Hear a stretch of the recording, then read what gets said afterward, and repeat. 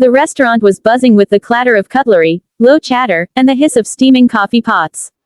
But at one corner table, time seemed to stop.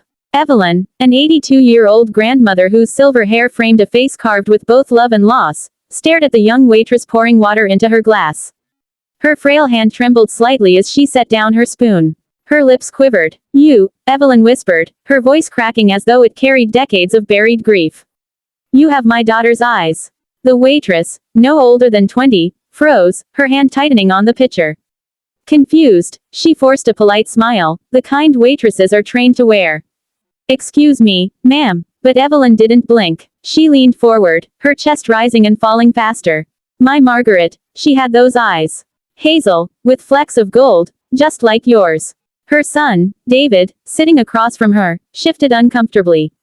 "Mom, please, don't make a scene. It's just a coincidence." But Evelyn's gaze never wavered. The world around her blurred. She was no longer in that restaurant, she was back in the hospital room, 30 years ago, where Margaret, her only daughter, had given birth, and then disappeared into silence. Part 1. The Shadow of the Past. Evelyn had lived most of her life carrying one unbearable wound. Her daughter, Margaret, had died tragically young, at just 24, during childbirth.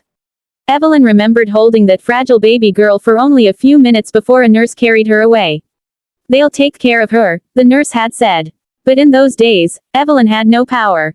Margaret had been unmarried, the father long gone, and hospital rules were harsh for young, unwed mothers. The child had been whisked into the adoption system before Evelyn could even protest. For years, Evelyn searched. Through agencies, letters, whispered phone calls. But the trail always ended in slammed doors and silence. Eventually, she stopped searching with her hands, but never with her heart. Every time she passed a young girl with hazel eyes, she wondered, could that be her? Could that be Margaret's child? My grandchild. Part 2. The Waitress. The waitress's name was Lily. She'd worked at the diner for a year, juggling college classes and double shifts to pay tuition. She knew customers sometimes said strange things. Loneliness had a way of spilling out in odd remarks. But something in the old woman's eyes, the desperation, the raw ache, made her chest tighten. She laughed nervously, trying to shake it off. "Well, I guess I must have gotten lucky with these eyes," she said, retreating toward the kitchen. But Evelyn's whisper followed her. "My daughter's eyes." That night, as Lily walked home under the streetlights, she couldn't stop replaying the words. She'd grown up in foster homes, bounced from one family to another. No one had ever told her she had her mother's eyes. In fact, she knew almost nothing about her biological family. Just a thin file at the agency, stamped, confidential. For some reason, Evelyn's words dug into the empty space in her heart. Part 3. A Chance Encounter. The next week, Evelyn insisted on returning to the diner.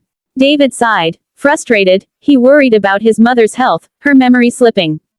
But she was adamant. When Lily approached their table again, Evelyn clutched her hand. "Please, tell me about your family." Lily hesitated, shifting her weight. I don't really have one. I grew up in the system. Foster homes." Evelyn's breath caught. Tears welled in her eyes. "Oh, dear Lord," she whispered. David leaned forward, protective. "Mom, stop this. You don't know this girl. You're confusing her with someone else." But Lily frowned. "Wait, why are you asking? Do you know something about me?" Evelyn's lips trembled as she squeezed her hand tighter.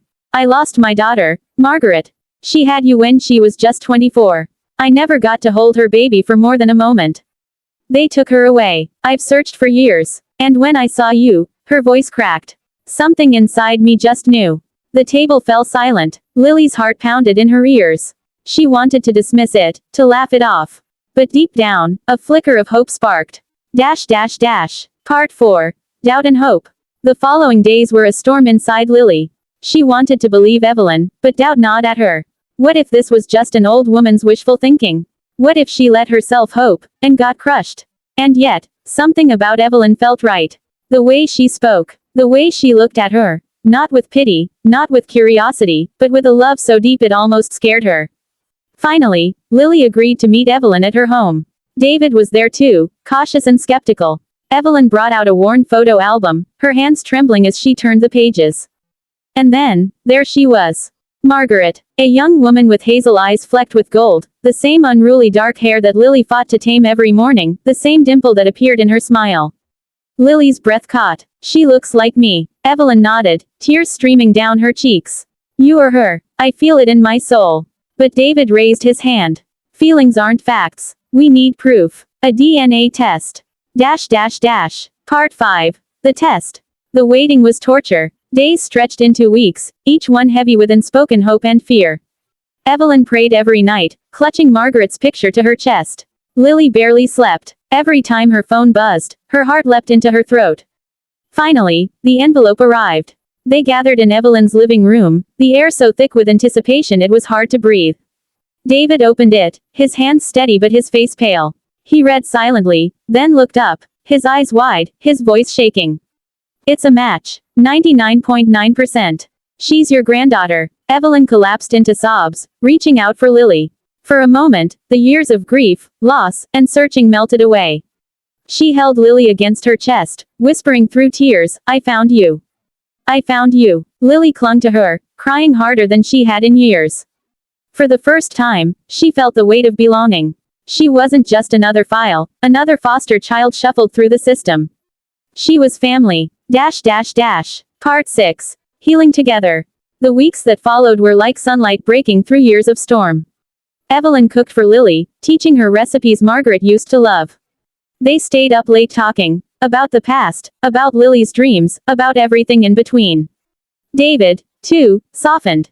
Though cautious at first, he began to see how Lily lit up his mother's fading years. And slowly, a bond formed between them as well. But it wasn't always easy. Lily struggled with anger at the system that had stolen her childhood, at the years she'd lost. Evelyn struggled with guilt, for not fighting harder, for letting her granddaughter grow up without her. One night, when the pain bubbled too high, Lily whispered, why didn't you come for me sooner? Evelyn took her hand, tears spilling. I tried, my darling. God knows I tried. They shut every door in my face. But I never stopped praying. And maybe God knew the right time to bring us back together was now. Lily broke down, and Evelyn held her until the storm passed. Part 7. The message. Months later, at that same little diner, Evelyn and Lily sat together again, this time not as strangers but as grandmother and granddaughter. Evelyn raised her coffee cup, her hands steadier now. You know, Lily, life can take everything from you, your youth, your loved ones. Your strength. But if you keep faith, if you keep love alive, life can also give it back. Maybe not in the way you expect. Maybe later than you hoped. But it comes. Lily smiled through tears. I finally believe that. And in that moment, they weren't just two people bound by blood. They were two souls, broken by loss but stitched together by love, proving that family can be lost, and found again. Closing message for YouTube narration. Sometimes, life keeps us waiting. Sometimes, it feels like the people we've lost are gone forever. But hope has a way of finding its way back, through a look, a word, a moment you never saw coming. Grandma Evelyn found her granddaughter in the unlikeliest place, a crowded diner. And Lily found something she'd searched for her whole life, family. Their story reminds us that it's never too late to find love, never too late to heal, and never too late for miracles.